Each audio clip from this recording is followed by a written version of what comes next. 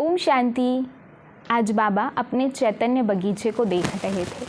बाबा कहते हैं जैसे उस बगीचे में वैरायटी फूल होते हैं और हर एक फूल की अपनी अपनी विशेषता, अपनी अपनी सुगंध होती है, वैसे ही बाबा कहते हैं मेरे इस चैतन्य बगीचे में भी हर एक बच्चा वैरायटी फूलों के समान है। कोई गुलाब का फूल है, कोई कली है, तो कोई अभी पूरे खिले हुए भी नहीं है। बाबा की यही आश है कि मेरा हर एक बच्चा रूहे गुलाब बने। बाबा ने कहा कि सतयुग में तो गुलाब के फूल का झाड़ होगा, हर एक बच्चा रूहे गुलाब होगा। पर बाबा ने कहा वो तब बनेंगे जब हम अभी पुरुषार्थ बहुत ऊंचा करेंगे। और पुरुषार्थ ऊंचा करने के लिए, पुरुषार्थ श्रेष्ठ करने के लिए हमें निरंतर याद का अभ्यास करना होगा। जब हम निरंतर बाबा की याद में रहेंगे, बाबा की याद में खोए हुए रहेंगे, तो बाबा कहते हैं कि याद की ही शक्ति से विकर्मों का विनाश होगा और जितने विकर्म विनाश होंगे उतना आत्मा शक्तिशाली बनती जाएगी और माया को पछाड़ने की, माया को हराने की हमारे भीतर ताकत आती जाएगी।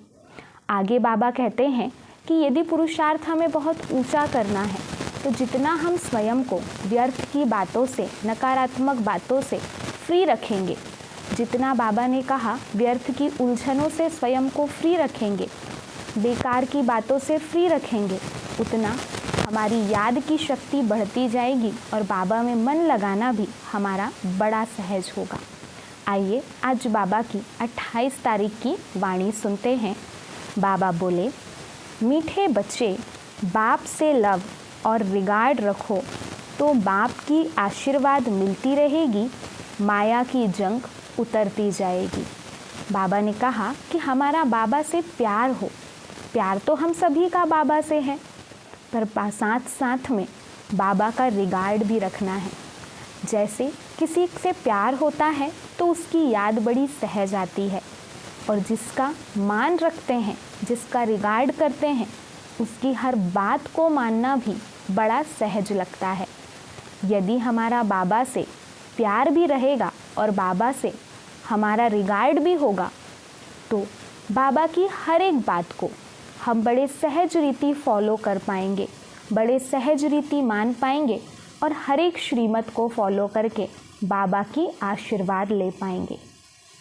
प्रश्न है, इस चैतन्य बगीचे में कई फूल खिलते ही नहीं, कली के कली रह जाते हैं, क्यों? उत्तर में बाबा ने बताया, क्योंकि पुरुषार्थ में सुस्ती है। याद करने का जो समय है उसमें सोए रहते हैं। यहाँ बाबा हमें अमृत वेले का महत्व बता रहे हैं। बाबा कहते हैं कि अमृत वेले याद करने का समय होता है। उस समय बाबा की याद से बहुत शक्तियाँ हमारे भीतर भरती हैं। बाबा ने कहा यदि उस समय हम सोए रहते हैं तो कली के कली ही रह जाते हैं, फूल नहीं बन पाते। सोने वाले अपना समय ऐसे ही गवा देते हैं। जिन सोया तिन खोया, बंद कली ही रह जाती है। सदा गुलाब के फूल वह हैं जो देवी देवता धर्म के ऑलराउंड पार्टधारी हैं। बाबा ने कहा जो देवी देवता धर्म की आत्माएं हैं ना, वो सदा गुलाब के फूल हैं। और बाबा ने कहा यदि हम आलस्य अलबेलेपन के कारण पुरुषार्थ में गफलत करेंगे तो हम कली के कली ही रह जाएंगे, फूल नहीं बन पाएंगे। गीत है, यह वक्त जा रहा है। ओम शांति। यह किसने समझाया? बेहद के बाप ने समझाया बच्चों को। बेहद की जो घड़ी है उसमें अभी थोड़ा टाइम अथवा कुछ मिनट रहे हैं। घंटे गए, बाकी कुछ मिनट रहे हैं। अभी बाबा हमें समझा रहे हैं कि बच्चे ये वक्त जा रहा है, इसलिए अभी गफलत मत करो, गफलत करने में अपना समय व्यर्थ मत करो। जो अच्छे सेंसिबल बच्चे हैं वह जानते हैं नंबरवार तो है ना, गुलाब के फूल होते हैं उनमें भी नंबरवार होते हैं। यहाँ भी गुलाब के फूल हैं लेकिन उसमें कोई बंद कली है, कोई थोड़ा खिले हुए हैं। तुम्हारा देवी देवता धर्म भी जैसे सदा गुलाब है, सदा ऑल राउंड पार्ट बजाने वाले। बाबा ने कहा तुम्हारा जो देवता धर्म है ना, वो भी सदा गुलाब है, हमेशा ऑल राउंड पार्ट बजाने वाले। तुम सभी धर्मों में ऊंचते ऊंच धर्म वाले सदा गुलाब हो। दूसरे धर्म वाले फिर नंबरवार हैं, कोई चंपा है, कोई चमेली है, कोई टांगर है, कोई अक है। बगीचा तो है ना, सभी धर्मों का बगीचा है। बच्चियां जानती हैं ऊंचते ऊंच धर्म है ही देवी देवताओं का। जब सीजन नहीं होती है तब मुखड़ी भी नहीं रहती, कली फूल भी नहीं रहते। बाबा ने कहा जैसे उस बगीचे में जब सीजन रहती है तभी फूल खिलते हैं। बाबा ने आज बगीचे से एक बड़ा गुलाब का फूल, एक छोटा फूल, एक आधा खिला हुआ फूल, एक कली, एक बंद कली, एक मुखड़ी, ऐसे वैरायटी लाकर संदली पर रखा है। अब देखो, मुखड़ी भी कोई कच्ची है, कोई आधा खिली हुई है, कोई फूल है, कोई बंद कलियां हैं, कोई मुरझा जाते हैं, बिल्कुल खिलते ही नहीं। बरोबर ऐसा है ना? अभी बाबा पूछ रहे हमसे कि ऐसा होता है ना, कभी कभी कोई मुरझा जाते हैं, कोई खिलते ही नहीं, कोई आधे खिले हुए हैं, कोई पूरे खिले हुए हैं। बाबा कहते हैं तो बच्चे पुरुषार्थ में सुस्ती ना करो, ऐसे कली के कली ना रह जाओ। क्या नहीं रह जाओ? बाबा ने कहा कली के कली ना रह जाओ। कोई आधे में रह जाते नंबरवार हैं। समझा जाता है इस हालत में यह क्या पद पाएंगे। समय बहुत थोड़ा है, घड़ी बनाई है, कांटे को अब बदल तो नहीं सकते हैं। युक्ति से ऐसे बनाना चाहिए जो निशानी रहे। यहाँ से शुरू हो, कांटा अब यहाँ तक आकर पहुँचा है। जीरो से शुरू हो, फिर कांटा 12 तक आकर पूरा होता है। तो इस चक्र में भी पहले देवी देवता धर्म निकला, अभी है अंत। जब से बाप आया है तब से गिना जाता है। तो बाप कहते हैं बच्चे टाइम वेस्ट मत करो। बाबा ने कहा कि बच्चे देखो कितना कम समय बचा है, अभी समय पूरा होने वाला है, इसलिए तुम अपना समय वेस्ट मत करो, अपना टाइम वेस्ट मत करो। बाप को याद करते रहो। जितना याद करेंगे उतना विकर्म विनाश होंगे। बाबा ने कहा क्या करते रहो? याद करते रहो, क्योंकि याद से ही क्या होंगे? याद से ही विकर्म विनाश होंगे। विकर्म तो सबसे होते रहते हैं, कोई ऐसे मत समझे कि हमसे नहीं होता है। क्या कहा बाबा ने? बाबा ने कहा विकर्म तो सबसे होते रहते हैं, कोई भी ये ना समझे कि हमसे विकर्म नहीं होते। इतना अहंकार कोई ना रखे। विकर्म तो बहुत ही गुप्त भी बनते हैं, उनसे बड़ी संभाल रखनी है। बाबा ने कहा इतना अहंकार नहीं होना चाहिए कि हमसे कोई विकर्म ही नहीं होते। यदि हमसे कोई गलत कर्म नहीं होते, हमसे कोई गलतियां नहीं होती, इस बात का भी हमें अहंकार आता है, तो ये अहंकार आना भी तो बुराई है, ये भी तो विकर्म के ही खाते में जाएगा। बाबा कहते हैं इस घड़ी से तुमको टाइम का तो पता लग ही जाता है। मनुष्य तो समझते कलयुग अभी बच्चा है, बिल्कुल घोर अंधियारे में पड़े हुए हैं। अभी तुमको मुर्दों को जगाना है। सवेरे उठकर बाप को याद करना चाहिए, जिन सोया तिन खोया। बाबा ने कहा सवेरे सवेरे का समय बाबा को याद करने के लिए बहुत ही श्रेष्ठ होता है, इसलिए बाबा ने कहा सवेरे उठकर बाबा की याद में बैठनी चाहिए, बाबा को याद करना चाहिए। यानी याद करने का जो समय है वह खोना नहीं है, नहीं तो मुर्दे के मुर्दे ही रह जाएंगे। बाबा ने कहा यदि बाबा को याद नहीं करेंगे, आत्मिक स्थिति पक्की नहीं होगी, तो हम शरीर के ही भान में रहेंगे, देह के ही भान में रहेंगे। तो बाबा ने कहा फिर तो जैसे कि हम मुर्दे के मुर्दे ही रह जाएंगे। कोई तो कली ही रह जाते हैं, बस तूफान में अच्छी अच्छी कलियां भी गिर जाती हैं। बाबा ने कहा कोई तो कली ही रह जाते हैं। बाबा ने कहा तूफान लगते हैं तो तूफान में तो कलियां भी गिर जाती हैं, फूल भी गिरते हैं, फिर जैसे कि कांटे के कांटे रह जाते हैं। तूफान में बाबा ने कहा कली गिर गई, फूल गिर गई, तो फिर तो जैसे कि कांटे के कांटे ही रह जाते हैं। देवी घराने में तो आएंगे परंतु प्रजा में आएंगे।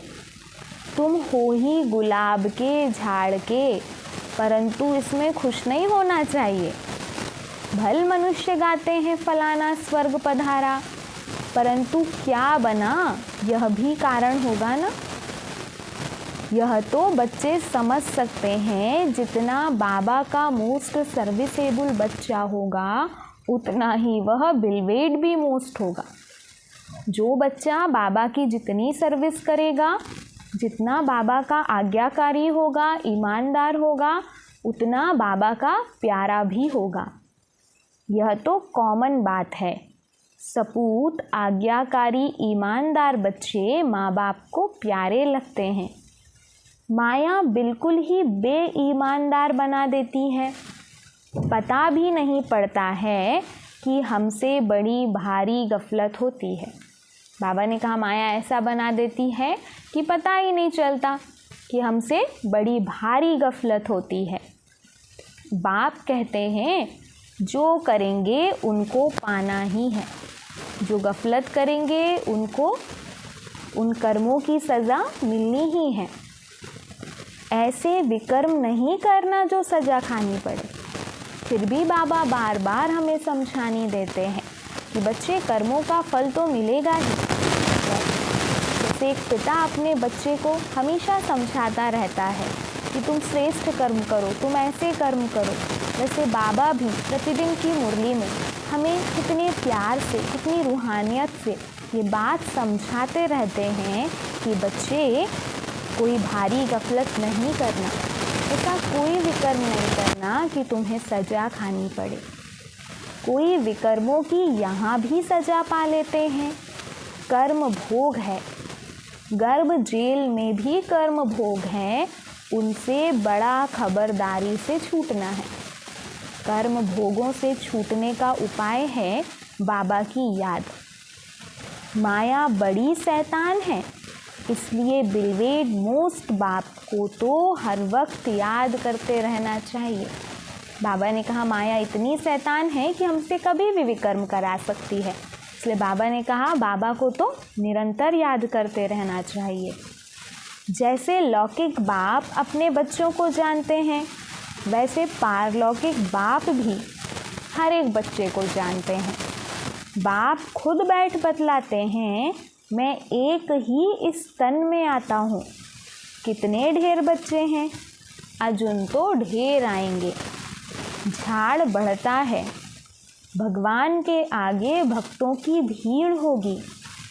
शिव के मंदिर में इतनी भीड़ नहीं होती, यहाँ तो तुम समझते हो कितनी भीड़ होगी। बाबा ने कहा अभी भगवान के आगे तो कितनी भीड़ लगेगी। जब ये बात प्रत्यक्ष होगी कि परमात्मा इस धरा पर अवतरित हो चुके हैं, तो बाबा ने कहा भक्तों की कितनी भीड़ लगेगी। सूर्यवंशी चंद्रवंशी राजधानी स्थापन होनी है। इन बातों में बुद्धि बड़ी विशाल चाहिए। बरोबर भक्त जो इतनी भक्ति करते हैं, उनके सम्मुख भगवान आएंगे तो कितनी भीड़ होगी। बाबा ने कहा भक्त आत्माएं जो इतनी भक्ति करते हैं, उनके सम्मुख भगवान आएंगे तो कितनी भीड़ होगी। यह नॉलेज बड़ी विचित्र, रमणीक और सिंपल है। बाबा ने कहा बाबा ने ये जो नॉलेज दी है ना, ये जो ज्ञान दिया है, ये बड़ा रमणीक है, बड़ा सिंपल है। कोई तो बिल्कुल ही ऐसे हैं जो कांटे का कांटा रह जाते हैं। इतनी सिंपल नॉलेज है, इतनी रमणीक नॉलेज है, पर बाबा ने कहा इसमें विचित्र बात कौन सी आ जाती है कि इतनी सिंपल नॉलेज होते हुए भी कोई धारण नहीं करते और कांटे के कांटे ही रह जाते हैं। सतयुग है गुलाब का झाड़, अभी तो कांटे हैं, फिर उनसे कोई मुखड़ियाँ निकल रही हैं। सदा गुलाब तो है, फिर उनमें नंबरवार है। प्रजा में भी आएंगे ना, कली बन फिर मुरझाकर खत्म हो जाएं। यह कोई पढ़ाई थोड़े ही हुई। बाबा ने कहा पढ़ाई तो उसको कहा जाता है कि पढ़कर कोई पद की प्राप्ति कर लें। ऐसा नहीं कि कांटे से कली बने और फिर कली बन करके मुरझा करके ख़त्म हो गए। संसार में भी, दुनिया में भी हम जो पढ़ाई पढ़ते हैं, उस पढ़ाई से जब किसी को पद की प्राप्ति हो जाती है तो उसे बहुत सफल माना जाता है। तो यहाँ भी अभी हम ये जो रूहानी पढ़ाई पढ़ रहे हैं, इस पढ़ाई से भी हमें सतयुग में राज्य पद की प्राप्ति होने वाली है, राज्य अधिकारी हम बनने वाले हैं। बाबा कहते हैं मुखड़ी बंद की बंद रहेगी तो प्रजा में चले जाएंगे। जो फूल बनते हैं वह राजाई में आएंगे। बाबा बगीचे में जाते हैं तो बच्चों को समझाने के लिए फूल भी ले आते हैं। बाबा कहते हैं मैं बगीचे में जाता हूँ तो बच्चों को समझाने के लिए फूल भी लेकर आ जाता हूँ। अगर अभी पुरुषार्थ कर फूल ना बने तो बाद में बहुत पछताना पड़ेगा। एक तो विकर्मों का बोझा सिर पर है ही, फिर और ही सजा खाकर प्रजा में पद पाना, वह किस काम का हुआ। बाबा ने कहा एक तो क्या है, सिर पर विकर्मों का बोझा है बहुत। फिर बाबा ने कहा और ही क्या करेंगे, सजा खा करके प्रजा में पद लेंगे और ही ज़्यादा विकर्म करेंगे। बाबा कहते हैं तो ये तो कोई काम का नहीं रहा। यह तो समझते हो हमारी देवी राजधानी स्थापन हो रही है। तो देवी राजधानी बनेगी कैसे, जब हमारे अंदर दिव्यता आएगी, जब हमारे भीतर देवी गुण आएंगे, तभी तो हम निमित्त बनेंगे देवी राजधानी बनाने के। हर एक को समझ सकते हैं कौन कौन क्या बनेंगे। दिल में रहेगा यह कहाँ तक पढ़ रहे हैं, क्या बनेंगे। बाबा ने आज बहुत अच्छी बात कही है। बाबा कहते हैं कि मैं हर एक को देख करके समझ सकता हूँ कि कौन कौन क्या बनेंगे। मेरे दिल में है कि कौन कितना पढ़ रहे हैं, क्या बनेंगे। अच्छा पढ़ने वाला होगा तो अंदर प्यार करते रहेंगे, समझेंगे यह राजाई में आएंगे। बाबा कहते हैं मैं अभी बच्चों को देखता हूँ ना, तो ये देख करके मुझे लगता है कि ये बच्चा इतना पढ़ रहा है, ये बच्चा ऐसा कर रहा है, ये बच्चा ये पद पाएगा, ये बच्चा राजाई घराने में आएगा। फिर बाबा ने कहा आगे चलकर तुमको बहुत साक्षात्कार होंगे। अभी बाबा को पता है, फिर आगे चलकर बाबा ने कहा तुमको साक्षात्कार होंगे। ना पढ़ने वाले फिर बहुत पछताएंगे। इसलिए बाबा अभी हमारी स्थिति जानता है, उस स्थिति के अनुसार बाबा अभी हमें श्रीमत देते हैं, राय देते हैं, हमें सावधान करते हैं। पर बाबा ने कहा यदि श्रीमत को सुनकर श्रीमत पर तुम नहीं चले, तुमने सावधानी नहीं ली, शिक्षा नहीं ली, तो फिर आगे चलकर जब साक्षात्कार होगा तो बहुत पश्चाताप करना पड़ेगा। बाबा कहते हैं समय बहुत थोड़ा है, फिर इतना गैलब भी कैसे करेंगे। फिर जब साक्षात्कार होगा, जब पता चलेगा, उस समय तो बाबा ने कहा इतनी गैलब भी नहीं कर सकेंगे, इतनी तेज गति से आगे भी नहीं बढ़ सकेंगे। बाप कहते हैं बच्चे बनकर और फिर अगर विकर्म करेंगे तो 100 गुना दंड भोगना पड़ेगा। बाबा के बच्चे बने और बच्चे बनकर के बाबा ने कहा फिर कुछ विकर्म किया तो 100 गुना दंड भोगना पड़ेगा। जेल में जाने वाले कई चोरों का धंधा ही यह हो जाता है, सजा खाना, जेल जाना। अभी तुम पुरुषार्थ कर रहे हो ऊंच पे ऊंच महाराजा महारानी सूर्यवंशी बनने का। बाबा ने कहा अभी तुम पुरुषार्थ कर रहे हो। कौन सा पुरुषार्थ कर रहे हो? ऊंचा पुरुषार्थ कर रहे हो, महाराजा महारानी बनने का, सूर्यवंशी बनने का। नंबरवार तो है ना। जो भागंती हो जाएंगे उनका क्या हाल हो जाएगा? बाबा ने कहा जो बाबा को छोड़ करके चले जाएंगे, जो भागंती हो जाएंगे, उनका कैसा हाल हो जाएगा? बाप कितना अच्छी रीति समझाते हैं, परंतु तकदीर में नहीं है तो समझते नहीं। फिर तो तदबीर कराने वाला क्या कर सकता है?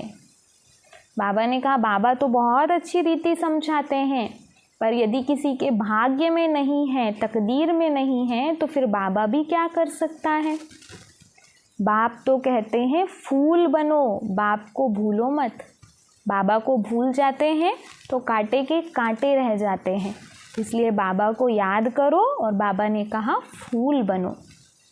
ऐसे बाप का हाथ कभी नहीं छोड़ना।